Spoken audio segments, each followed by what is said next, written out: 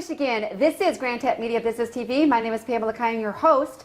The spirit of the show is to introduce West Michigan into businesses, nonprofits, and leaders that can help us thrive in our lives. We are recording out of the Grand Castle Library, which is the jewel inside the Grand Castle Apartments in the city of Grandville. Check it out if you're looking for an apartment to live in. This is a great area. There's so many wonderful amenities. And as you can see, could you just imagine being able to come here while you live here and be able to partake in this beautiful library? I have a very special guest for you today. His name is Jonathan Mass. He is the founder of Valorous Circle. And we are going to be talking about digital marketing. And why I want him on the show is because I think the whole business, way of doing business have totally changed since we've gone through the last 5 or 6 months with COVID, and people are working virtual, people are buying more online. People have kind of been thrust into, I think, 5 years ahead that we would normally not be doing, but we've had to with the virtual world in which we live in, and we need to do business. So I want to thank Jonathan Mass for being here today, and we are going to talk about digital marketing and other things that you can help people succeed in the business world today. Okay. What is digital marketing?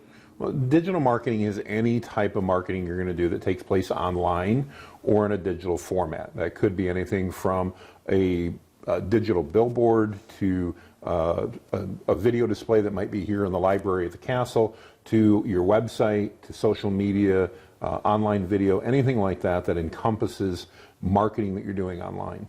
Okay, and now with everything going on, virtual, and people are in front of their computers and looking for service and whatever. Now, a company that normally did more like, I guess we did, more networking, more events. I mean, what are they looking at now as the future of how to get their services out there and in this digital world?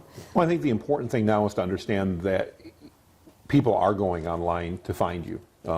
People are working from home, we're spending less time in the office, we're spending less time, as you mentioned, at networking events and things like that due to various restrictions. So online is where we're learning about the products and the services and the companies that we want to do business with.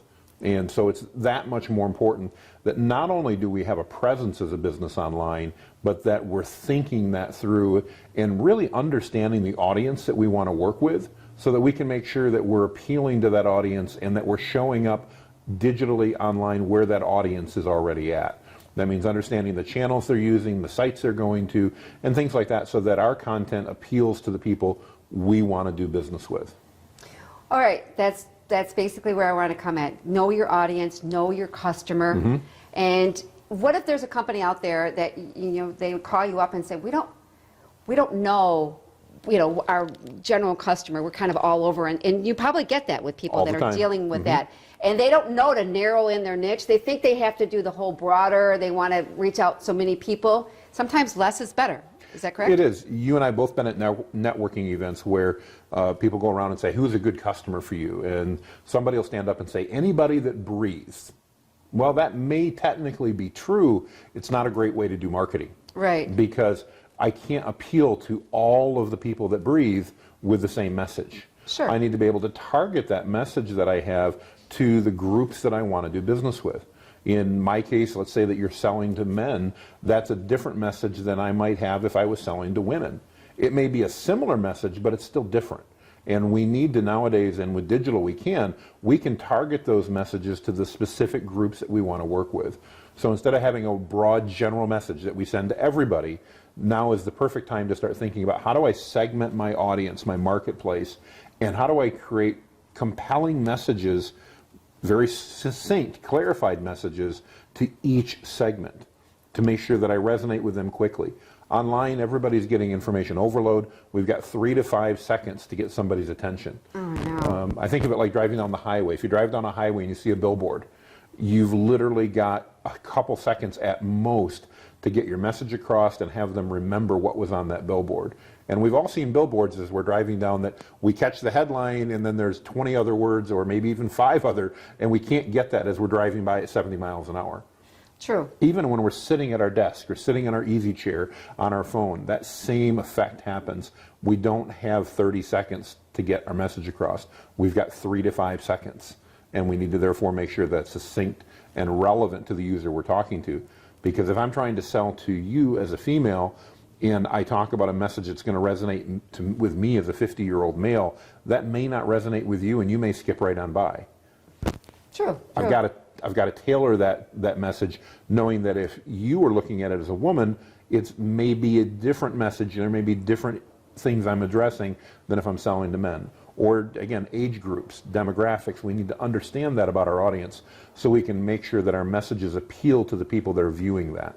And so so I'm a business owner, and when I come to you, you just sit. How does the process work a little bit on trying to get people to do exactly what you're saying? It's just you sit down with the. We begin by just talking about who it is they do business with, and much like at networking events, some of our clients know exactly who they're working with, and others not so much. It's anybody that breathes concept. Right. And then we need to start clarifying that and narrowing that down, beginning to target that, so we can say, okay, obviously you have a preferred customer. There's a customer that you probably have the highest probability of pleasing and getting great reviews from. You have customers that are more profitable versus less profitable. And how do we identify who is that most profitable customer and that customer that you're most likely to make a raving fan of, somebody that absolutely loves and adores what you do? Yeah, really. Okay. And if we can do that, that's where we start. And we target in on that, and that's what I'd recommend anybody does, is target in on that audience first, and then start branching out after time. First figure out your core, and then worry about everybody else over time. Don't try to be everything to all people, because if you do that, your message won't resonate with anyone. Now, let's talk about websites. Everybody has one. Mm-hmm. It's basically become the shingle, I would say sometimes, right? Good point, yeah. Of that. Let's talk about how important it is to have that message on that when you first open it up on the website. Again, I'll go back to the billboard analogy. When somebody, let's say you've been found in search, or maybe you told me, hey, there's this great place I need to learn about, and so I go to their website. Even though it was a referral from you, somebody that I trust, I'm still going to go to their website to find out who they are. Right. You've got 3 to 5 seconds there, just like with a billboard, to resonate with them, to get that person to say, am I willing to invest another 30 seconds investigating, looking at the site, reading content, watching a video, whatever that is. So websites, just like billboards, that initial home page that we call above the fold, before you scroll, right, shouldn't have a paragraph of text, shouldn't just have a pretty picture that doesn't say anything, because that's what people are going to see when they load that website. The first 3 seconds is just what comes up on the screen before they scroll. That needs to have your core targeted message and a call to action, because you need to answer 3 questions for that visitor. 1, what do you do as a company? Okay. 2, probably most importantly, what does that mean to your customer? So as an example, we create websites and digital marketing campaigns. That's great, but if I'm trying to sell to you, I need to help you understand what is a new website and what does updated digital marketing campaigns mean for your business. It means more leads, it means more opportunities, it means building and increasing your business, growing your business. And then lastly, the third point is, what should you as a visitor to my website do next? Right. Do I want to schedule an appointment with you? Do I want to have a phone call with you? Do I want you to request a quote? We need to figure out what that is and make sure those 3 things are happening before anybody has to scroll. And again, it's hard. You've got 3 seconds. So imagine opening up a laptop, going to your favorite website, not scrolling, not doing anything else, counting 1001, 1002, 1003, and shut the screen. If you do that on your website, can your average customer know what you do, what it means to them, and what they're supposed to do next? And do most websites have that? Or No. do you, okay, all right. No. And even some of the most beautiful websites that are wonderful to look at, they require you to do too much work to figure out what it is that that company does. We're too busy nowadays. We're not going to take the time in most cases to investigate and figure out what services does this company offer. We need to be clear and to the point. A great example is we worked with a window company years ago, and their message was, we bring light to your life. Well, technically it's true. You have more windows, you have more light. That's great. yeah. The problem is when you come to their page, they had a beautiful looking website with a beautiful picture of a kitchen and dining area, light coming through the windows, looked great. And a message that said, "We bring light to your life." What do? You don't know. Right. Ends up, they're a window company. They sell replacement windows. By just changing the messaging from "we bring light to your life" to "the best windows you can buy," and adding a simple call to action, get a quote, they were able to increase their leads by over 30%. Wow. Nothing else, just change the message and make it clear, the best windows you can buy, get a quote. Now, it could have maybe even been better, but just that simple change made a difference. In so many businesses, we've all been there. We try to think of what sounds good and what are the right words to use. Well, how catchy can we make it? Yeah. And just speak to the average Joe and be plain and simple. And so, all right, that's a very good point. I think there's like a story brand. A lot of it's based on story brand. Donald Miller, if you've read it. Yeah, Donald Miller. I read his book. Great book, Yes. great guy. It's that same concept that Donald Miller talks about. He's really taken that and actually branded it and turned it into a concept. Right. But it's the exact thing that Donald Miller talks about. It's knowing that you've got, again, so many seconds when that person lands on your website, get them to understand what you do and what's next. Great, and then that one.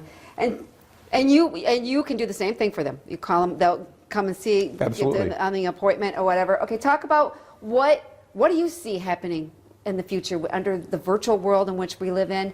What are you seeing? Some things that maybe people are unaware. Do you have any? I think, virtually, digitally, I think that Zoom type meetings, whether it's on Zoom or Microsoft Teams or anything else, I think those are here to stay.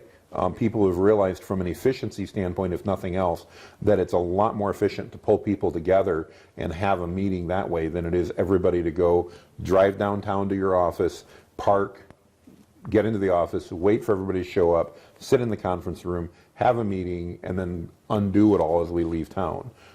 It's much, much easier. As I did this morning, I had a meeting on the way in. I pulled over into a parking lot, had the Zoom meeting on my cell phone, was seeing my customers who I'm talking to, one of whom was at home, the other who was in his office downtown, but we're all able to come together. We had a 28-minute meeting, and that meeting involved 28 minutes, not 2 hours because of travel time, because of parking, because of all the other things that go along with it. So while I do think personal meetings will gain and come back after all this is over, I don't think that virtual meetings are going away. No. Because they're simply too efficient. It's if you call me at 3 this afternoon and we need to meet to discuss something, regardless of what I do for a living, in the past we had to schedule time, we had to look out, coordinate calendars, and we needed to find a pretty big time block that worked for everybody. Argue about location and where we're meeting and all that. Now it's simple. It's great. We need 30 minutes. We find a 30-minute block and it works. You can be almost anywhere in the world. I can be almost anywhere in the world, and we can have that meeting. People have said that we've been thrust 5 to 7 years in advance in the last 5 months. And how are people adjusting to that? Especially people that was their role, was to do that. Now you have to go to where are you finding your clients? Where are you? Is it LinkedIn? LinkedIn is a great social media tool because everybody's on there. Is Facebook? Is that really your place to be on Facebook? Is that working? I mean, tell us about some of that. Again, I think clients acquisition, yes, I think that's changed. Your sales process has changed. I do think I'm biased, but I think it's going more digital because, again, digitally I can define and say, all right, I'm trying to sell my product to, and let's say I'm selling chocolate chip cookies, and they're ooey gooey yummy cookies and they're expensive. Okay, so I'm not going to sell them to the 20-year-old mom or single person because it's out of their budget. I'm looking for somebody that's probably 40 plus, has good disposable income, is a chocolate lover, already appreciates the finer things in life, and has that disposable income. I can now go online and I can target that individual by saying, I want to show my chocolate chip cookie ad for my ooey gooey expensive cookies only to people that drive Mercedes, BMWs, Audis. Right. Or only that belong to certain groups online, if I want to be able to identify that based on other interests, or only that live in zip codes that expensive houses are in. So in the old days, I didn't have that opportunity. I couldn't market that way effectively. Nowadays in digital we can, and I think, like you said, we've been thrust a little bit forward, and business owners are taking more note of the fact that, okay, I can't necessarily send my crew out with samples into this beautiful neighborhood in Forest Hills or East Grand Rapids because, you know, nobody wants to have people with masks walking up to their doors handing away cookies. It's not going to work. So now I need to figure out how do I get in front of those same customers, but I have to do it online. And therefore, if I can figure out where those moms are online, or where those cookie lovers are, or those sweet lovers are that have that disposable income, I can sell my cookies anywhere I want to. I don't have to also now just be limited, if I'm in Grand Rapids, to selling those cookies in Cascade and Forest Hills. I can sell them in a suburb of Chicago, or a suburb of Nashville, or any other place in town or in the world that I want to, because I can target that audience. Right. That's exactly true. That's one thing about the I guess the social media platforms. Mm-hmm. If I was a business owner, where should I be? Let's talk about where we should be on the social media platforms. It depends where your audience is. Okay. Yep. We're back to that, the audience. But I think LinkedIn is becoming a very. If you're selling business to business services, I think LinkedIn's a great place to be. Okay. Business to consumer, probably not. Okay. I'm probably a little bit contrary. A lot of people believe if you're B2B, you have to be on LinkedIn. If you're B2C or business to consumer, you've got to be on Facebook. Right. I don't think so. I think you need to look again at where your audience is, the people that you want to do business with. If I'm trying to target business owners who are, say, 40 plus and have a disposable income of $200,000 a year or more, because I know then they're leading a company that is successful and can afford my services, right, and I'm just making all this up. But if I want to do that, I can target them on Facebook and Instagram as well as on LinkedIn. And whether they're looking at pictures of their kids or their grandkids on Facebook or not, if my ad can get in front of them and resonate with them, it really doesn't matter that they went to Facebook, as an example, to look at pictures of their grandkids. Right. If they have a business problem and my ad can address that while they're looking at pictures of their grandkids, I can still get their mind share and maybe make that connection. True. They're probably not going to LinkedIn to look for my solution either. They're looking, if they're searching, people are still searching on Google. And so that's where Google becomes important and search engine optimization becomes important. Understanding what phrases, what keywords your audience is using when they're looking for your products and services. Correct. The biggest mistake I see most businesses making today is they try to put out content that applies to everybody they might possibly do business with. And as a result, that content doesn't resonate with anybody.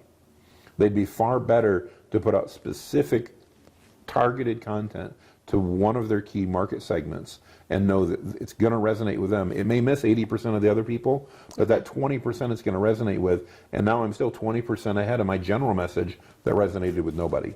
Right, kind of the 80-20. Yeah, old 80-20 rule. No, it always seems to go to that, right? Roughly, right? yeah. What about video? I mean, people are so used to sending, like I said, doing everything on paper and emails. Now, how important is a 2-minute video or even a 30-second for businesses to get their message out? Well, let me ask you a simple question. If you had a choice and were presented on your computer screen with a screen full of text or a video that was, say, a minute long, covering the same content, which would you choose? How would you rather engage with that content? Would you rather read it or would you rather watch the video? I have a tendency to hit the video when I'm dealing with that. I don't read the text. I honestly read the comments more. Statistically, again, and statistics lie, we know that, but from the studies that I've read, over 90% of the people would choose the video as opposed to reading the text. I saw a study recently that even said 30 seconds worth of text, in other words, text that would take the average reader 30 seconds to read, and a 2-minute video. When given the choice, over 90% of the people picked the 2-minute video because it allowed them to engage in a way that they preferred, which was video. It creates better connections. Right. It's more personable. Look at our interview we're doing here. We've got people watching us on video, and that's great. We could have just as well done this as an audio-only podcast. The same information could have been shared, and you may repurpose this into an audio podcast, which would be great. Right. But if we just did audio without video, our audience would be smaller. True. And so Yes. video is more personable. It's also a great way to talk about more complex issues and summarize them, and then give the engineers in the room that want to read all the details, we can put all that detail below that and let them choose to read it. While we take all of the people with ADD like myself, let me watch the video so I can get the 10,000 foot view and understand it, and then let the engineers read the rest of it. Right. To Valorous Circle and call you up and say, Jonathan, we really need a video. And what can you offer them? What services do you have to give them that? Well, and again, we can help out with most any level that somebody's looking for that assistance. The key in my mind is understanding that video is important to your business, and video is going to resonate with your audience. Because if we can understand that and help business owners and marketers and executives understand that video will resonate and connect with their audience at a higher level than text alone will, then the next step is there.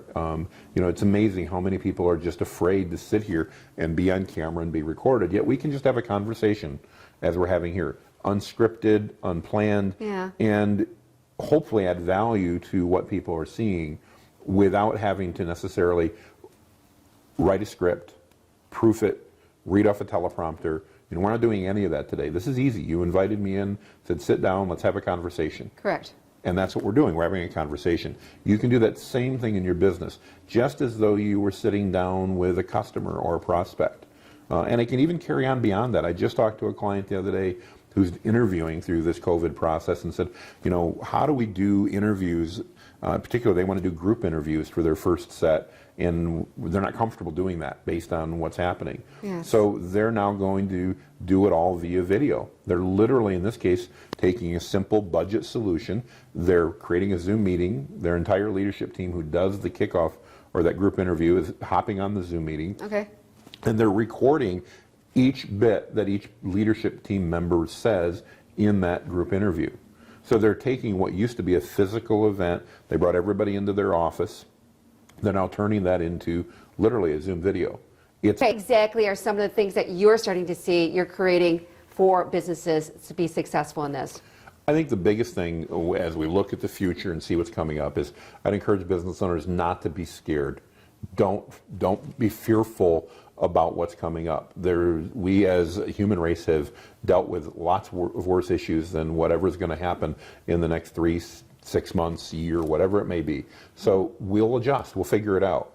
Digital is going to be part of that, but if you as a business owner don't understand that today, that's all right. There's a lot of resources out there that you can use. You can do it in-house. You can hire companies like Valorous Circle to do it. You can hire other individuals to do it. But don't be afraid of it. And embrace the fact that more and more people are going to find you digitally. The great news is that if you understood marketing a year ago, or 2 years ago, or even 20 years ago, digital is really not that different. It's a different medium. It's a different delivery mechanism. One of my mentors specialized in selling billboards most of his career. And he always jokes with me that I don't understand digital because it's not billboards. But it's the same thing. Yeah. He asks the same questions. Who's your audience? What are you doing for them? And what do you want them to do next? Let's talk social media. You guys do that for companies. How much content really should a business be putting out every week? It depends on who they're trying to reach and what their purpose is.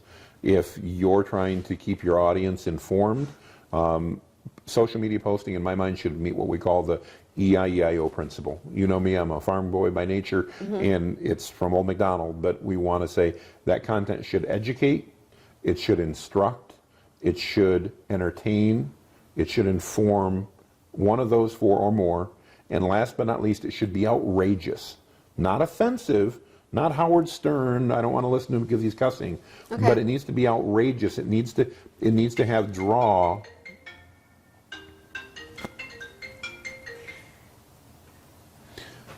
It needs to be outrageous It needs to draw your audience in because they read a statement and go, no way, or I got to read that. Right. Not lies, not anything else, Right. not offensive, but just something that makes your customers go, no way. Or something that says, wow, I want to learn about that. On that one, yeah. And social media posting is great, but also accept as a business that in most cases, there are absolutely exceptions, social media posting alone isn't going to build your business. Correct. It's a great way to have top of mind awareness. It's a great way to make sure your audience remembers who you are. Your Facebook page may be a great spot if you're a restaurant to talk about your special hours over the Labor Day weekend that we just went through. But even posting specials isn't probably going to drive a ton of new business in. Okay. It's important for top of mind awareness. It's posting alone is generally not enough, though, to build your business. Really? It's part of a strategy. It's not the strategy. The strategy. But Watch something else. If I'm on Facebook, and let's say I'm a pizzeria, and I'm posting about our newest pizza, that's great, but my competitor down the road can place an ad right next to my post. that is true. If Yeah. I pull them off of Facebook, and I treat Facebook like my fishing pond, Okay. but I treat my website like the boat that I want to reel the fish into when I catch them, Okay. once they're in the boat, they're mine. Once I get them to my website, I can now market to them. Facebook's just a pond to fish in. Right. Well, that's interesting analogy. You're right. It is kind of get them off Facebook because you do see people once you understand, once you start doing stuff on Facebook, you start seeing ads. Absolutely. And I would say, a Facebook is pretty strong when it comes to knowing what you're doing. 'Cause Very. one time I just was in a location and Facebook, and then when I opened up my Facebook page, it had exactly that business. And how did they even know that? You know It what was I mean? based on location. They even do voice now. If you've ever noticed, if you're talking about something and say a keyword, you'll see ads show up in your ad feed on Facebook for that based on what you said. What on your? On your phone. Were you talking to on your phone? Oh, you could be having, it could be a phone conversation. You could be talking to your husband over dinner or whatever. Your phone's listening, it's picking up things, and Facebook has the ability to grab that key word that you say and then start showing you ads based on that. I mean, Again, I'm not a phone manufacturer. I don't know all the algorithms they use, but Facebook's there to sell their data to you as a business to help you market better. And if somebody's talking about, let's order pizza tonight, and you're a pizzeria, and Facebook can deliver that to me as a potential view on my ad, that's what Facebook wants to do. That's how they make money. Oh my gosh. When you say that, it's kind of scary, isn't it? People get... It is, but it's also the world we live in today. Hello, West Michigan. This is Pamela Kine from Grandville Media. Jonathan and I continued on our interview, and we totally forgot to end the show. Before I knew it, we were taking pictures. I want to thank Jonathan Mass from Valorous Circle for being on Grandville Media Business TV. To learn more about the services that he shared in the interview, go to ValorousCircle.com or call 616-929-0709. Once again, that's 616-929-0709. Thank you very much, everyone. Have a great day. We'll see you next time on Grandville Media Business TV.